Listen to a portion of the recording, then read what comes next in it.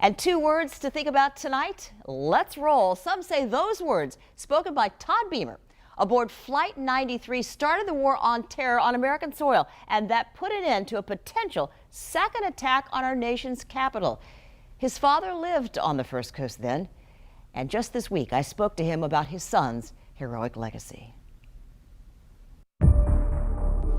This is Lisa Jefferson, shift supervisor. I understand your plane's been hijacked? Yes, I'm Todd Beamer. I'm on United Flight 93. 2 words with enormous consequence. Let's roll. Immortalized in movies, Todd Beamer fighting back against the terrorists. Flight 93 crashed into a field in Pennsylvania, saving who knows how many lives. I believe then, I believe now that their target was our nation's Capitol building. And it was close. Because at jet speed, the terrorists were only 20 minutes away from reaching their intended target. Todd's dad, David Beamer, living then in Ponte Vedra. You know, we have a whole generation now that wasn't born on 9/11. He says we must make sure they know the courage of Americans on that day. He wishes everyone would visit the field in Pennsylvania. The Flight 93 National Memorial, which is now a national park, is terrific. For every victim. There are large walls, stone walls, polished.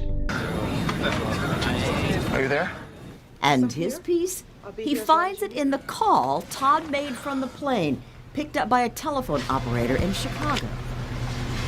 Our Father, who art in heaven. They asked to pray the Lord's Prayer, okay? In fact, not too long ago, they had been spending some special Bible study on that model prayer. David says his family counts on their Christian faith. Todd's soul is okay. He's been having great days every day these last 20 years, okay? Unlike some of the rest of us. For David, the memory is still raw, seeing the terrorists back then. I remember vividly in the days after 9/11, our enemies celebrating and dancing in the street. But then he says, think about it, for 20 years. No more 9/11s here in our homeland.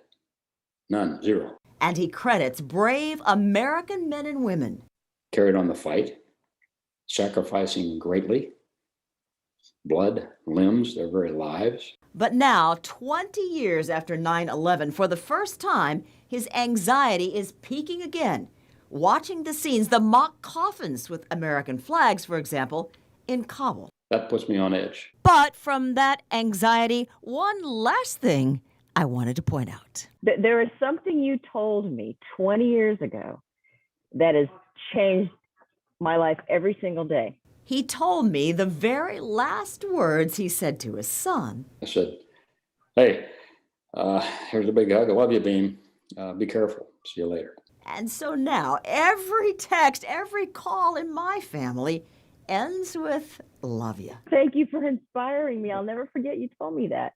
As long as you do it every chance you get, you won't miss that last chance. Jeannie Blaylock, First Coast News, on your side.